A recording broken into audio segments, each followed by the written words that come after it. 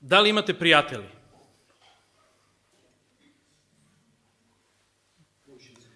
Povišeni prijatelji. Знаете што вели Словото Божје во Изреки, во 18 глава, 24 стих. Ја верувам дека ви е познат тој текст и често е цитирам, па дури се наоѓа и на оние маркери кои се правени. Текстот вели вака 18:20, кој сака да има пријател и сам треба да биде дружелюбив, зашто има пријател поприврзани од брат. Токму денеска би сакал да ви зборувам за мојот пријател. Мојот пријател може би ќе се изненадите, али неговото име е Јуда. Ако мислите дека немам право да Јуда го нарекувам свој пријател, може би ќе ве разочарам, затоа што и нашиот Господ Исус Христос во еден миг ги кажал следните зборови, кои се запишани во Евангелие по Матеј, 26 глава, Матеј 26 глава, 50 стих. А Исус му рече, пријателе. На кого му се обраќа овде Исус? На Јуда. Па, драги мои, тогаш, ако Исус му се обраќа на Јуда со овие зборови, му вели пријателе, дали јас можам да го наречем Јуда да е мој пријател? Може би не е жив и не е, али сепак, ако Исус ги користи овие зборови за него, можам и јас да ги користам. Може би чудно звучи да се нарече пријател, нели? Ова име, верувам дека никој од нас не би го дал ниту на своето дете, а уште помалце би го дал на својот миленик, не? Замислите да водите милениче покрај себе и велите, Јуда, ајде, одиме дома. Како би вие гледале луѓето? Јуда? Како може да му го даде тоа име? Па тој е предавник. Може би еден ден ќе го предаде, ако е куче, нели? Ќе те изеде дома, кој знае што ќе направи од тебе? Јас и ти никогаш, може би, нема да можеме да го разбереме Јуда, ако не го гледаме со очите на нашиот Господ Исус Христос. Не смееме да го сметаме како свој личен непријател. Мнозина од нас би се гордееле со неговото пријателство. Тој бил влијателен човек, влијателна личност и од друга страна, верувам дека ви е познато дека бил и доста образован, зар не? Потоа бил добар измеѓу и подобар, може би, од сите 11-мина, затоа што тој е 12-тиот, нели? Христови следбеници. Имал извонредна административна способност. Замислите таква личност, таков пријател да имате. Би го посакале да биде во ваша околина. Без сомнеш бил и добар финансиер. Бил благајник до последен миг од својот живот. Не само дека знаел да се грижи за средствата, туку знаел и како да дојде до нив. Ако брат Радосав ме слуша сега, не сакам да кажам дека е тој Јуда, али ја има таа способност да знае како да дојде до средства. Ташо знае од кои луѓе како да бара. Нели? Јуда веројатно бил таков. То не е ништо лошо. Немојте да сметате затоа што неговото име е Јуда и имал такви таленти и способности и сега се што он имал како добро, како талент, ние да го карактеризираме како лошо поради неговото лошо име. Не. И неговите лоши постапки. Кога би требало да се одбере човек под парол, кого би го одбрале од оние 12 Христови следбеници? Нема кој друг. Јуда. Знаел да каже прав збор, да се сретне со вистински луѓе, да повлекува одредени конци на манипулација. Конечно, човекот треба да знае kako što все се работи. Juda тоа го знаел и бил задоволен со тоа. Исус не мислел дволично кога на Јуда му рекол пријателу.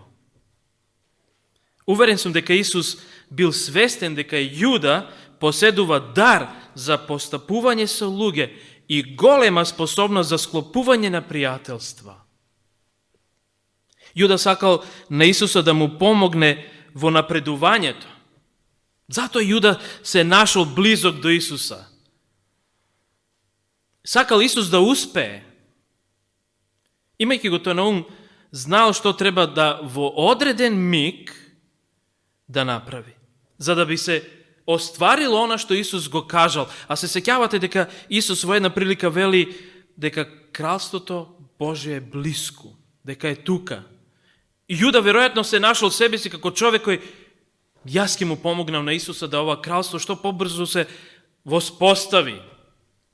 Меѓутоа, Исус еден ден рекол во Евангелие по Матеј, во 16 глава, во 23 стих.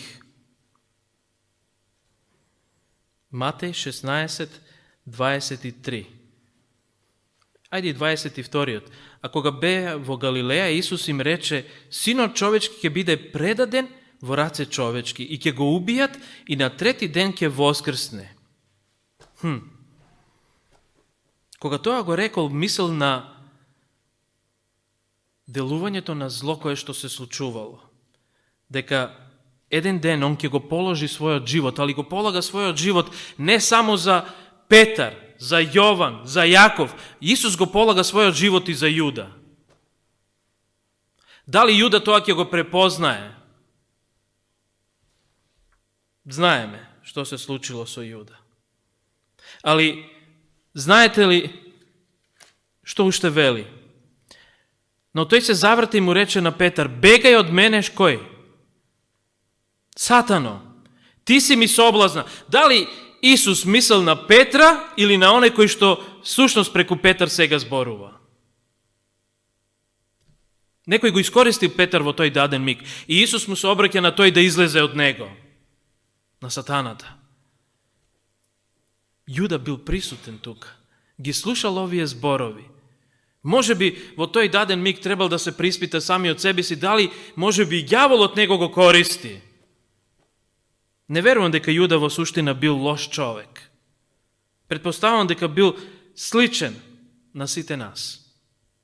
Дури и не бил обичен верник, ако погледнете од една страна. Бил водач. Кога требало да се организираат секојдневните работи, Јуда ги водел овие работи. Бил верски водач, проповедник, благајник, се во една личност. Ова знаете на што ме подсеќа? Ова ме подсеќа на она што често знаат да го кажат one man show. Еден човек за се. Зарем не ни треба една таква личност? Човек кој што е способен за се. Замислете кога бисте го имали, еве, брат Јани, брат Борче, тука се и водоинсталатори, и електричари, и парногрејачи, и колпортери, и кувари, што уште да набројам? Се во едно. Лаптопджи, микрофонджи, се они, нели? Камермани и така далje, да не редиме. Можете, значи, знаете и самите. Али дали само еден човек може се да обавува? Не. Али Јуда се трудел и ја покажувал таа способност. Нема сомнеш дека со останатите ученици, кога Исус ги праќал да прават чуда, дека и тој самиот правел чуда.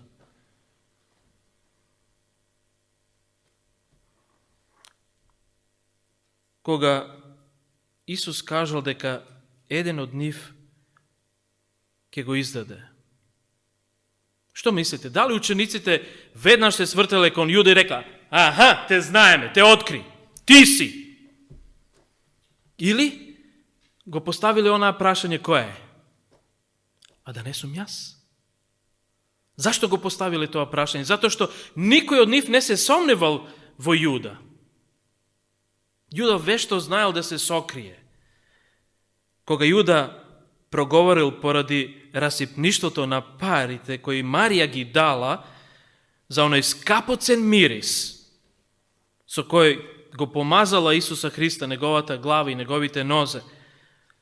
Дали 11 апостоли го осудиле Јуда заради тоа?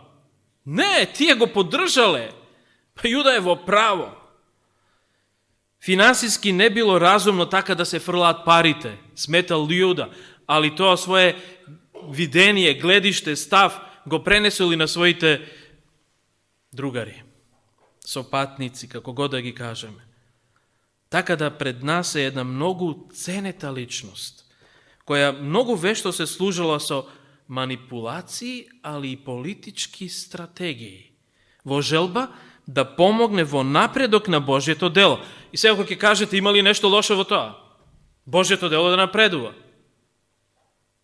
Али дали секој начин на обид да Божјето дело напредува, па дури и со манипулации и политички интриги, е во контекст на Божјето дело? И дали би тоа Бог го прифатил како такво? Елена Вајт во Копнежот на вековите го вели следното. Матеј, воспитуван да биде точен во се, особено грижлив во поглед на честноста, кој постојано размислувал за Христовите зборови и бил обземен со нив. Гледате сега како Јуда го гледал. Јуда го сметал за неспособен, за каква и да е остроумна и далекосежна работа. А тој, гледате, Елена Вајт вели, размислувал за Христовите зборови. Ги доживувал, ги преживувал, се соживувал со нив. Така Јуда брго ги проценил сите ученици и си ласкал себе си дека е лишена од неговите способности на вешто управување. Црквата често ќе биде доведувана во тешкоти и понижување. Ако мене ме нема, готова е црквата, пропаѓа. Тоа било ставот и мислењето на Јуда. Понатаму Елена Вајт вели, Јуда себе си се сметал за способен човек, што никој не може да го надмине. Според неговото собствено мислење, бил чест за делото и секогаш како тако се прикажувал. Јадните мои браќа и сестри, ако јас не сум тук. Веројатно би били неговите зборови и мисли. Додека така размислуваме за Јуда, подобро би било да размислуваме за себе си. Бидејќи во нас има многу од тоа што го имало и во самиот Јуда. Во нашите срца има многу од тоа што го имало во Јудиното срце. Додека го проучаваме животот на овој човек, стално да се прашаме, Господе, а да не сум јас? Да не сум во обовувањето на Божите дела бил толку вешт да сум го издал својот Господ? Да не сум одбрал начин на работа со која го издавам својот Господ Исус Христос? Да, ние сме запослени во Божјето дело, исто онака како што тоа бил и Јуда. Ама тој тоа дело го работел, знаете како? Има една песна од еден познат амерички пеач, Френк Синатра. Знаете како вели? On my way. На мој начин. И често ние во нашиот живот ја пееме оваа песна без да ги кажеме зборовите на мој начин. Јас ќе го работам тоа на мој начин. Токму тоа и Јуда го правил, на свој начин. Јас имам начин како ќе го доведам Исуса Христа до она место каде што треба да биде. Али, драги мои, треба да бидеме предпазливи кога е збор за Јуда. Кажано е дека дошол од меѓу луѓе кои биле добро образовани и на повисока обштествена скала во своето време. Веројатно и доста интелигентен. Се верува дека во Ерусалим имал влијателни пријатели. Некој претпоставува дека можеби дури и Кајафа i drugите velikodostojnici bile njegovi kompanjoni, prijatelji. Kako se slučilo da Juda stane predavnik? Dragi moji, to ne se slučilo preko noći. Sigurno bil mnogo osamen. Vjerojatno poteknulo od nekoje mestovo južna Judeja. I to je edinstveni od među 12 minata, koji što ne bil Galilejec. Koga trnal po Isusa, vjerojatno njegovite drugari se odkažale od njega. Zamislite, to je golema žrtva. Бидики со губитокот на пријателите го изгубили своето влијание. Од малечок го учеле дека од Галилеја не може ништо добро да дојде. И сега западнал во друштво токму на такви луѓе од каде што не може ништо добро да дојде. Така испаднало да Јуда бил по страна.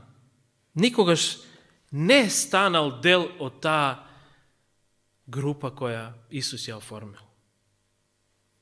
Им припаѓал на другата обштествена средина, имал подобро образование, како што кажавме, бил влијателен и знал да се снаоѓа во Ерусалим. Посакувал да Божиот народ го поврати изгубениот углед меѓу самите незнабожци. Верувал со останатиот Израел и евреи дека Месија ќе дојде, ќе створи снажна нација и ќе го обнови, што мислите што? Чиј престол? Давидов престол. Јас ќе му помогнам на Исуса да го воспостави тој престол. Кога Исус рекол кралството е близу и кога Јуда ги чул овие зборови и ги видел чудата кои што Исус ги правил, дошол до заклучок дека тоа е начин на кој ќе може тоа кралство најдобро да се воспостави. Почувствувал желба да го следи како исполнување на своите собствени копнежи и на копнежи на Израел. Да не заборавиме едно. Јуда бил човек од акција. Способен во административните работи, како што прегеска спомнавме. Сакал работите да се решаваат, а не само да се зборува. Бил практичен човек и знаел дека во овој свет мора да се биде реален. Јуда не верувал дека евреите треба само да седат и да чекаат Бог се да реши. Треба и јас да му помогнам. Имал можност да види мноштво прилики за кои сметал дека Исус од ден во ден ги пропуштал. Тој бил водач на покретот кој сакал Исуса да го зацари после оние чуда кога го нахранило на големо мноштво. Малце манипулирал и работите ќе тргнат. Јуда верувал дека работи за Исуса. Останатите 11 не знаеле како на Исуса да му помогнат. Јуда себе си тука се препознал. Немале врска со политиката. Јуда сакал да сите луѓе уживаат во благословите кои Исус можел да им ги даде. Не можел да поверува дека одложувањето на самото кронисување на Исуса Христа може да биде од корист. И се разбира, останатите ученици со тоа се сложиле. Затоа сакал да го убрза тој цел процес. Ако Исус е Месија, народот за кој толку многу направил, ќе се собере околу него и ќе го прогласи за крал. Тоа ќе им помогне на мнозина кои сега се неодлучни, се колебливи. А при тоа Јуда, што мислите? Која цел? Што стоело за сето тоа? Ќе има чест да биде поставен до Давидовиот престол. Една висока позиција на која што тој самиот сметал дека Исус ќе го постави. Јас ќе ти помогнам, за да ти мене ми помогнеш, нели? Тоа бил принципот на Јуда. Може би често и ние го користиме тој принцип. Неговите намери биле прекрасни, зарем не? Веќе еднаш да се решиме од непријателите кои што толку не тормозат. Сакал да му помогне на Исуса да дојде до престолот и сакал да го превари првосвештеникот Кајафа, продавајќи му го Исуса, знаете за колку? За 30 сребреници. Не само да сакал Исуса да го натера во ситуацијата во која ќе мора да делува, туку вешто изманипулирал да го превари првосвештеникот.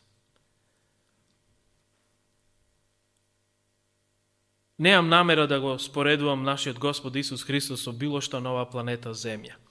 Али она што Јуда сакал да го постигне со Исуса Христа ме потсеќа на еден миг од мојот живот, кога во Бачка Топола со еден брат отидовме на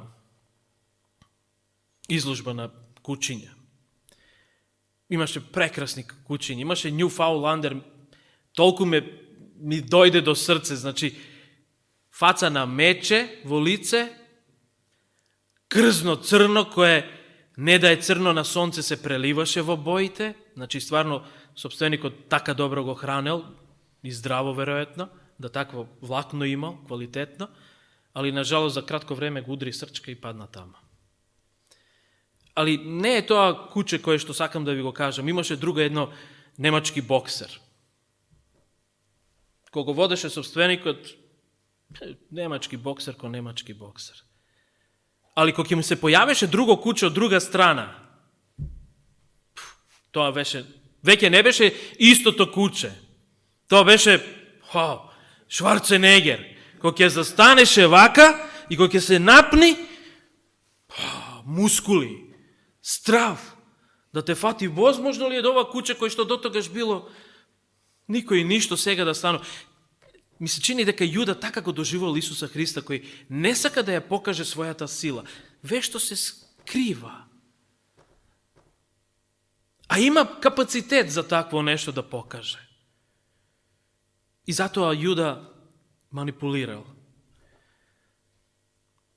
И сметал дека е тоа негова вистинска стратегија, која треба да ја спроведе во план. Знаел како да се потурне работата. Кога Исус ќе го фатат, мисел Јуда, сите на кои Исус им помагал, ќе се побунат и ќе го свргнат Кајафа и Синедрионот, и Исус тогаш ќе биде зацарен на Давидовиот престол. Тогаш Јуда би можел да каже: но, навистина сум се послужил со мал трик, кога те продадов за 30 сребреници, ама се исплатеше, зарем не? Се добро се заврши на крај. А Исус ќе му врати со насмевка и ќе каже: добро, Јуда, ти стар мој пријател, секогаш правиш како што треба. Меѓутоа, драги мои, како што знаете од самиот извештај, не се случило тоа. Меѓу Божите деца од секогаш било стратези и манипулатори, они кои посекуваат работите да тргнат и само да тргнат напред, и они кои се грижат како тоа ќе се работи. Се разбира, сето тоа што го работат во чиј интерес? Не само свој, во интерес на Бога. Се е под плаш на Господа. Зарем тоа не е во ред? Зошто да не помогнат да работите тргнат напред? Мнозина во Јуда го гледаат ѓаволот со рогови. Но немојте да заборавите дека уживал голема доверба на секој поеден ученик и силно влијаел на нив. Исус навистина бил водач, ама од гледиште на стратегија, Јуда бил шеф во манипулации. Тој знал како тоа се работи, како треба да се предизвика кризата. Тој не играл на толку мали пари како што се тие 30 бедни сребреници. Играл на положба на министер за финансии. Што се 30 сребреници наспред милиарди, кои што може да дојде кога ќе дојде на таква позиција. Затоа, драги мои, запознайте го мојот пријател Јуда, човек кој toliko sakal da mu pomogne na Isusa, da na kraj go raspnal na krstoc. Koliko pak sme nije slični na Isus, na Juda. Da so našite собствени идеи, со нашите планови, со нашите шеми, секогаш одново се обидуваме да му помогнеме на Бога, а всушност сме го издале неговото срце и неговиот дух. Колку често тоа го правиме во нашиот живот? Зарем сите ние не сме во ова или она смисла криви? Виновници. Ние знаеме дека нашите гревови го распнала Исуса Христа, го довеле да биде на крстот, да виси заради мене и заради тебе. Јуда не бил чесен, никако. Барем не во своите очи. Работел за Бога и тоа многу, а за да тоа не примал никаква награда. Не се сметал за крадец. Бил приватно запослен, имал задача и се грижал за финансиите и за она што успел да го собере. Мнозин од нас го гледаат Јуда, али прашањето е: Господе, а да не сум јас? Исус му кажал: пријател, што правиш ти тука? Јуда имал план. Само манипулирал. Ке предизвикам криза, ќе го соочам првосвештеникот со Исуса Христа и работата ќе биде завршена. Исус секогаш таа средба ја избегнувал, си мислил Јуда. Изгледа дека не знал како да го оствари планот. Сигурно на Исуса му е потребен вешт манипулатор, стратег, добар администратор, човек кој ќе ги влече конците. И Јуда себе си тука се препознавал. Кога Јуда конечно разбрал дека се тргнало наопаку, дека манипулирањето е лоша работа во Божјето царство, кралество, дека таквата стратегија и вештина не донесуваат добро, влетал кај Кајафа и пред неговите нозе ги фрлил тие пари. Клечејќи се фатил веројатно за плаштот на првосвештеникот и повикал: ја издадов вистинската крв. На што Кајафа веројатно одговорил: тргни се. Ние ги знаеме таквите. Нема да ме обманиш. Драги мои, дали Јуда може да ни биде пријател? Дали може би ние се однесуваме како Јуда, кој вешто ги влечел конците, се до оној миг кога веќе не било доцна. Кога на вечера Господова Исус му вели: што правиш? Прави брзо. И кога Јован кога го вели, тоа е страшно. Има две личности кои дошле во ноќ пред Исуса. Никодим, кој излегол без одлука, и тоа е една голема опасност на која Никодим се изложил, да не донесол одлука во присуството на Исуса Христа. А другата личност е Јуда, кога во ноќ излегува и ноќта го голта. Ние живееме во такво време денеска. Темнина. Народот околу нас живее во една голема темнина. Прегеска зборувавме во поуката дека виделина. Знаете колку текстови има за видело? Прекрасни стихови. Во Евангелие по Јован. Чудо едно. И тамо вели: јас дојдев како виделина меѓу темнината, али вие повише ја сакавте темнината, затоа што злото ве опфатило. Драги мои, моја желба искрена и молитва пред Бога е да се подучиме од примерот на Јуда. да не дозволиме да јудиното искуство се повтори во ниеден од нас кои што овде се наоѓаме. Да се научиме дека манипулациите не може да не доведат во Божјето царство. Дека мораме да бидеме честни, искрени, отворени, понизни, љубезни. Оние кои се спремни да дозволат на Бога, да Бог се послужи со нив. Онака како што Исус го правил со другите ученици. Онака како што Исус сака да го прави со секој од нас. Да дозволиме да неговите планови бидат остварени, а не нашите. Може би нашите се добри, али дозволиме да Бог ги води тие планови, ако се по Негова волја. И да еден ден сите заедно можеме да стоиме пред Неговиот престол. Да се радуваме на царството кое што, нажалост, Јуда сакал тука веќе на земјата да го оствари, али ние знаеме дека тоа царство еден ден ќе дојде. Царство на нашиот Господ Исус Христос, за кој сме и денеска присутни тука, и се молиме, и пееме, и го славиме. Нека Бог во тоа ни помогне.